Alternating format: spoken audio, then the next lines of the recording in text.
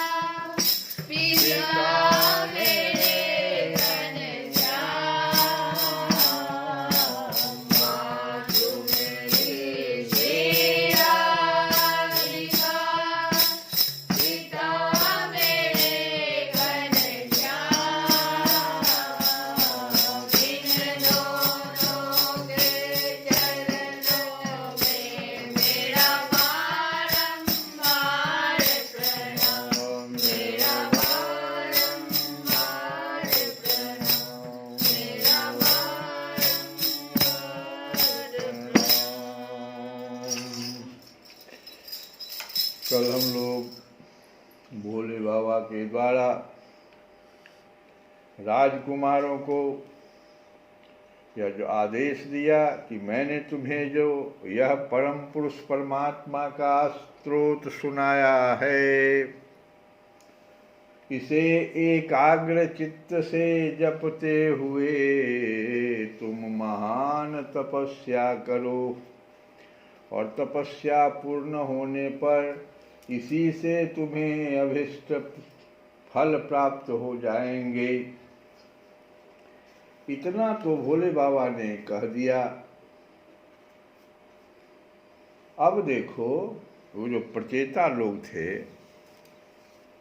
भगवान की आज्ञा मान के और भगवान की, भोले बाबा की, शंकर जी की प्रचेताओं ने बड़े भक्ति भाव से पूजा किया और उसके बाद वे राजकुमार के सामने ही भोले बाबा अंतर्ध्यान हो गया। लेकिन ये भोले बाबा का एक रूप हम लोग जानते हैं, हनुमान जी का। हनुमान चालीसा में है कि शंकर स्वयं केसरी नंदन, शंकर स्वयं केसरी नंदन। भोले बाबा ही स्वयं केसरी नंदन के रूप में हनुमान जी के रूप में आए और तेज प्रताप महा जगवंदन, तेज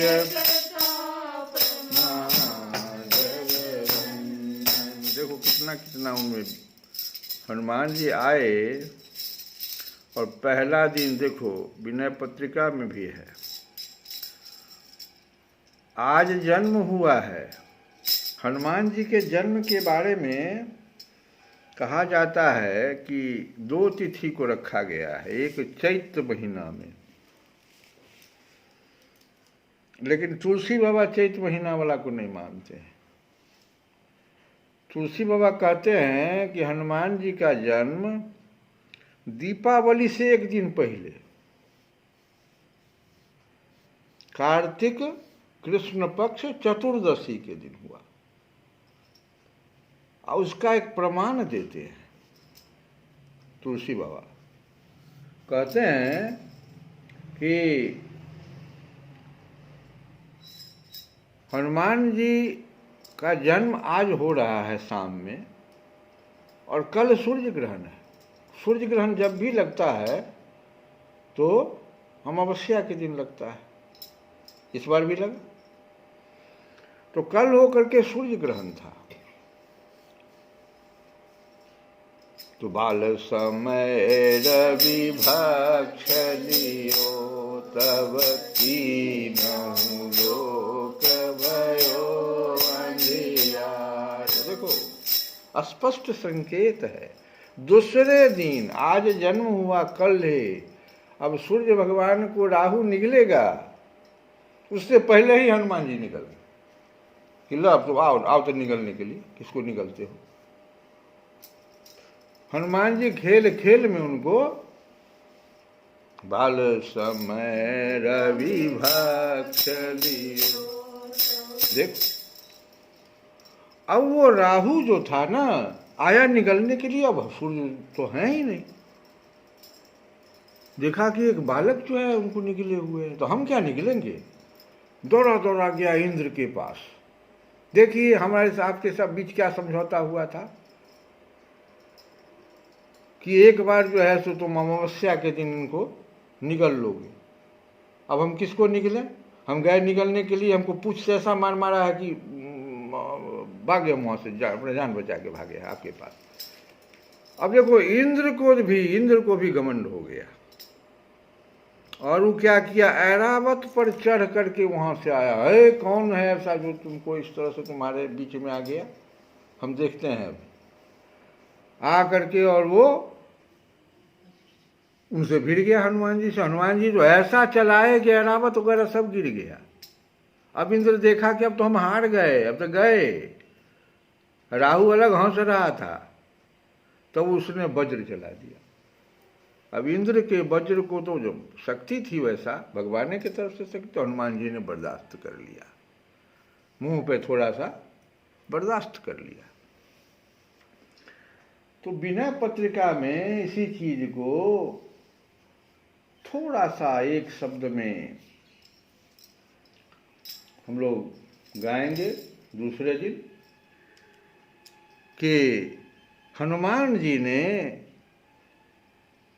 रवि को तो बचा ही लिया, सूर्य को तो बचा ही लिया, जिसे सूर्य को बाद में उन्होंने गुरु रूप में स्वीकार कर लिया। पूछा क्या कि तुम कैसे मेरे शिष्य बनोगे, हम तो बहुत तेज गति से चलते हैं, हम तो काल के नियामक हैं, सूर्य भगवान का है, तुम मेरे गति को कैसे चलोगे, और शिष्य तो सामने होना चाहिए। कहा एकदम हो जाएगा, कोई चिंता नहीं, मैं सम्मुख बैठूंगा और आपकी ही गति से चलूंगा। और उन्होंने शिक्षा ले लिया। दीक्षा में सूर्य भगवान कहे कि अब तुम क्या दोगे हमको, कहे मांगिए। तो कहे एक काम करना, रामचंद्र जी जब पृथ्वी पर जाएंगे राक्षसों का वध करने के लिए, उस समय मेरा एक पुत्र होगा वहां पर, उसका नाम होगा सुग्रीव। तुम उसके प्राण की रक्षा करना, यही तुम हमको दीक्षा दो, दक्षिणा दो, दीक्षा दक्षिणा में तुम हमको यही दे दो कि तुम सुग्रीव की रक्षा करो। और हनुमान जी ने निभाया उसको। सूर्य के पुत्र हैं सुग्रीव। तो हमारे हनुमान जी का एक एक गुण क्या कहा जाए। देखो सीता जी के बारे में देखो, हम वहां बता रहे थे कि हनुमान जी ने सूर्य भगवान को तो रक्षा करिए लिया, साथ में राहु और इंद्र का भी मान अपमान जो है उसको ये कर दिया, तहस नहस कर दिया, दंभ अहंकार को समाप्त कर दिया, मान मर्दन कर दिया, राहु का भी और इंद्र का भी। ये ऐसे हमारे हनुमान जी है। अरे हनुमान जी की और भी बात सुनो ना, सीता जी के बारे में सुनो। सीता जी का दो पक्ष देखो। वैसे तो सीता माता जो है उनके बारे में कहा जाता है कि जनक सुता जग जननी जानकी, जनक सुता जग जननी जानकी, अतिशय प्रिय करुणा निधान की, ताके जुग पद कमल मनाओ, अजासु कृपा निर्मल मति पाओ। गायत्री माँ से हम लोग कहते हैं, ये गायत्री है, गायत्री मंत्र है सीता जी के लिए। उनसे गायत्री माँ से भी तो हम लोग निर्मल मति पाने की प्रार्थना करते, स्तुति करते हैं। देखो माँ जानकी का भी, या सुकृपा निर्मल मति पाओ, उनके कृपा से तो निर्मल मति दुनिया पा रहा है। वो माँ सीता जी का देखो दो रूप। एक रूप जब वो भगवान वन की ओर चल रहे हैं तो मना कर रहे हैं कि नहीं जाओ, बहुत कष्ट है वन में, जंगल में बहुत कष्ट है, माँ नहीं मानी। कहीं कोई कष्ट नहीं है। चित्रकूट में भगवान चले आए और वहाँ का सुंदर सा देखो सीता जी जो कह रही है, चित्रकूट में निवास कर रही है। गोस्वामी जी लिखते हैं, तुलसी बाबा लिखते हैं कि राम संग सिय रहती सुखारी, पुर परिजन गृह सुरति बिसारी, पुर परिजन गृह सुरति बिसारी। सब भुला दिया।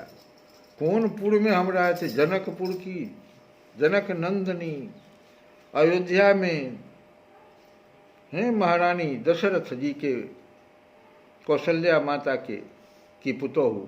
और देखो सब कुछ भुला दिया उन्होंने। चित्रकूट में एक छोटा सा पर्णकुटी में रह रहे हैं, घास फूस का बना हुआ, लेकिन क्या देखो कैसे रह रहे। राम संग सिय रहती सुखारी, पुर परिजन गृह सुरति बिसारी, परन कुटी प्रिय प्रियतम संगा। परन कुटी प्रिय, परन कुटी प्रिय अब हो गया, वो पुरी नहीं, जनकपुरी और अवधपुरी नहीं, परन कुटी प्रिय। क्यों? क्योंकि प्रियतम संगा, भगवान राम जी का जो संग है, साथ है।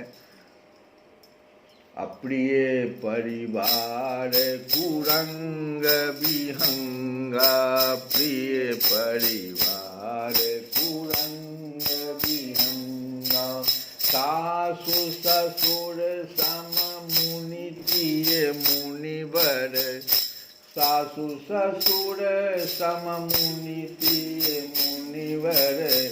असनु अमीय सम कंद मूल फर, असनु अमीय सम कंद मूल फर।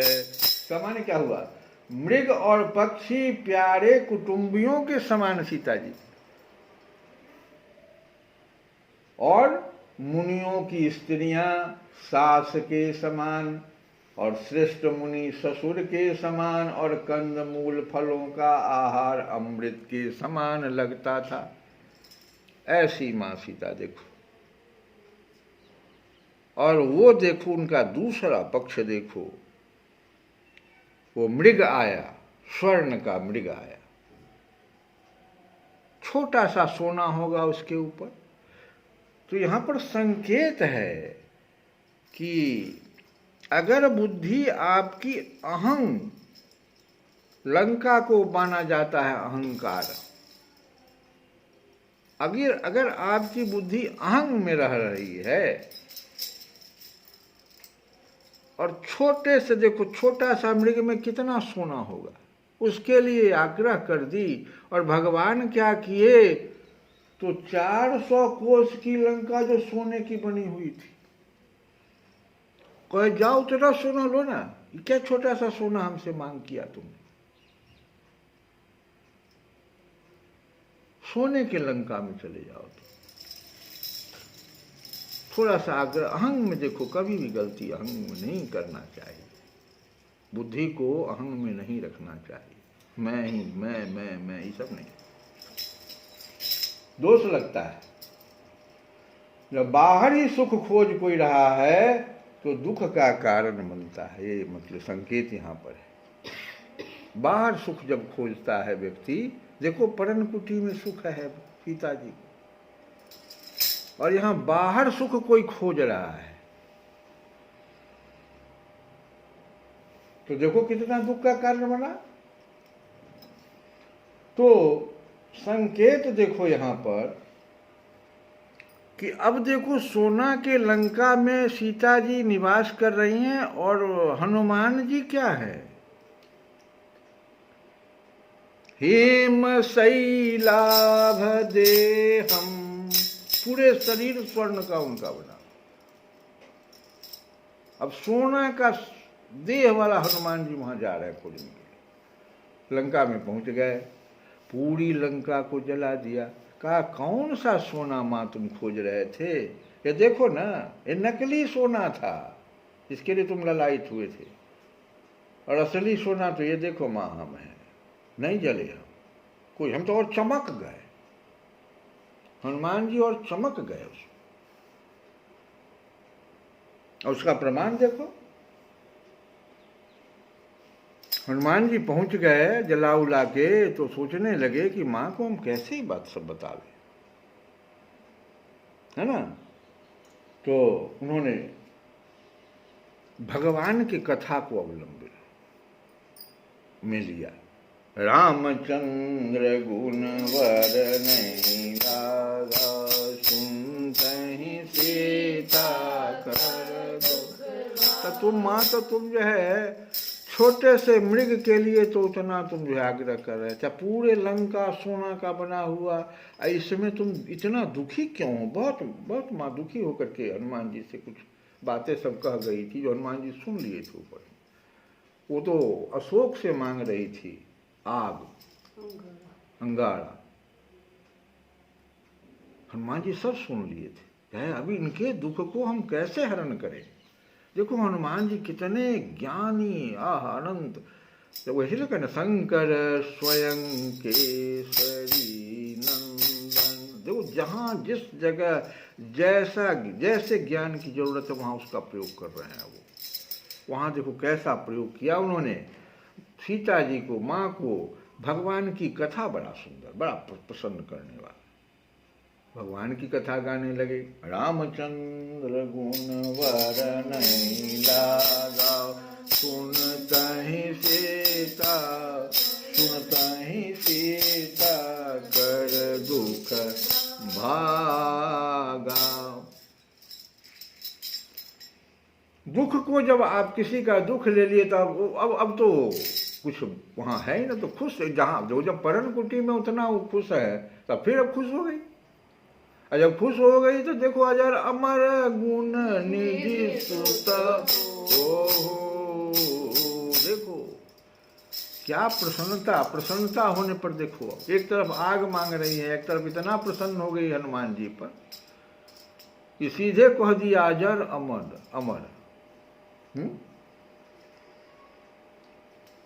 अब देखो माँ ने एक प्रश्न कर दिया हनुमान जी से। वहाँ देखो भगवान हनुमान जी का ज्ञान का देखो, भगवान के प्रत्येक गुण का हम, हनुमान जी के गुण का हम वर्णन कर रहे हैं। कथा में ध्यान देना, हनुमान जी किस तरह से जैसा समय वैसे ही वहाँ पर, जैसा वहाँ भाव तो वैसा ही वो कथा भी कहते थे। सीता जी पूछ दी कि एक तो बात बताओ हनुमान, कि थोड़ा उलाहना भरा स्वर था कि किस प्रकार से भगवान हमको भुला दिए। तुम तो अभी तक उन्हीं का पक्ष गा रहे थे, लेकिन इसका उत्तर तुम नहीं दिया हमको।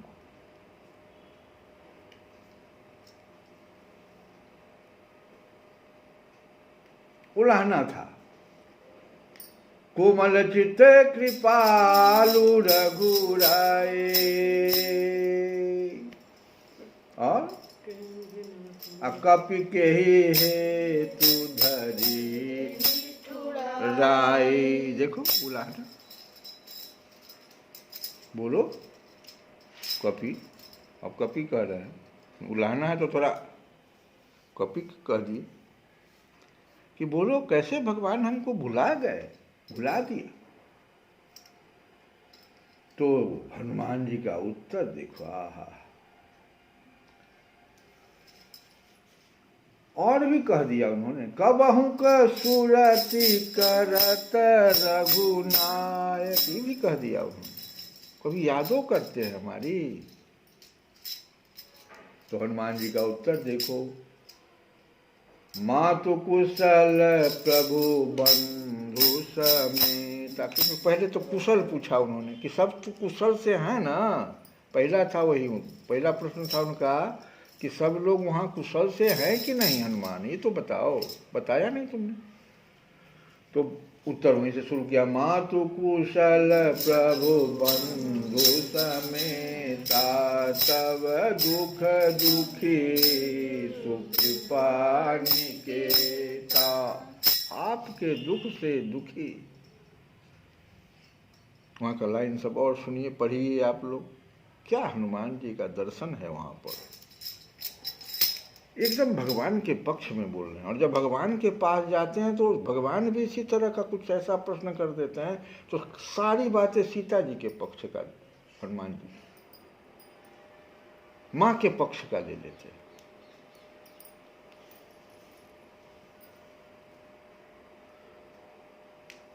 असो मनु सदा रहत तोहि पाहि। भगवान का वह मन, उतना दुखी मन।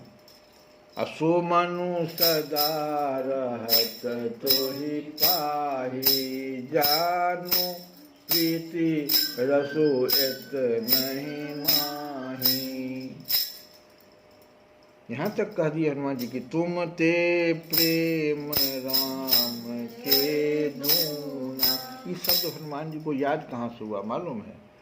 एक बार लक्ष्मण जी के साथ भगवान का संवाद हो रहा था, तो लक्ष्मण जी को भगवान ने कहा था, तो तय मम प्रिय लक्ष्मण ते दूना।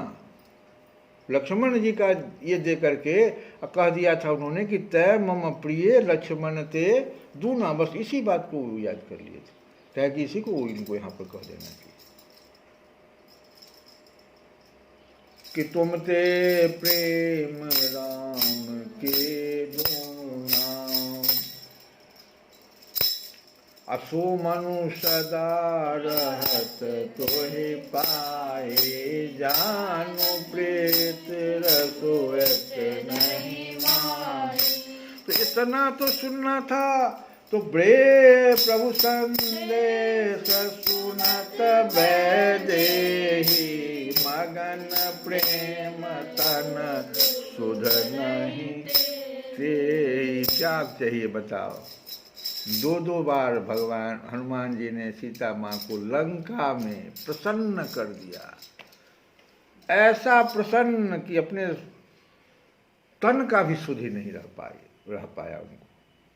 मगन प्रेम तन सुध नहीं तेरी। अब देखो भगवान के पास आते हैं हनुमान जी, वहां देखो उनका ज्ञान देखो। ये तो माँ के पास, और भगवान के पास देखो कि कहु तात के ही भांति जान के, रहति करति रक्षा स्वप्राण की। जैसे सीता जी ने एक प्रश्न कर दिया, भगवान भी एक प्रश्न कर दिए। ये तो हनुमान बताया ही नहीं। प्राण की रक्षा वो कैसे कर रही है?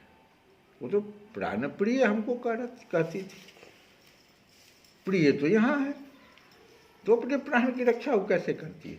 बड़ा संकट का बहुत भारी प्रश्न कर दिया भगवान। तब हनुमान जी को बड़ा बुरा लग गया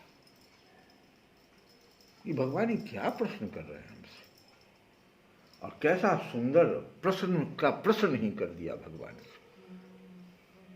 नाम पाहरू दिवस निशी, ध्यान तुम्हारे कपाल। बता, जवाब दीजिए। अब आप भगवान से कह रहे हैं कि नाम पाहरू दिवस निशी, ध्यान तुम्हारे कपाल। लोचन निज पद जंत्रित, जारि प्राण के बाट। बताइए, अब आप ही बताइए, कहाँ से प्राण निकल जाएगा? कहते हैं प्राण की रक्षा कैसे कर रही हैं? इतना तो भगवान का सुनना, भगवान को सुनना था। तो उत्तर, उनके पास कोई उत्तर ही नहीं था। प्रभु भगवान बहुत व्याकुल हो गए, और व्याकुल होकर के हनुमान जी को एकदम नजदीक में बैठाया, बुलाया, असुन सुत तो ही उड़िन मैं नाही, सुनु सुत तो ही उड़िन मैं नाही, देखाऊं कर विचारो मन माही, देखाऊं कर विचार मन माही, पुनि पुनि कपि तव सुर त्राता, लोचन नेर पुलक अति गाता। देखो भगवान की दशा क्या कर दिया हनुमान जी ने, एक उत्तर से, एक प्रश्न से प्रश्न करके उनको एकदम व्याकुल कर दिया, भगवान को व्याकुल कर दिया।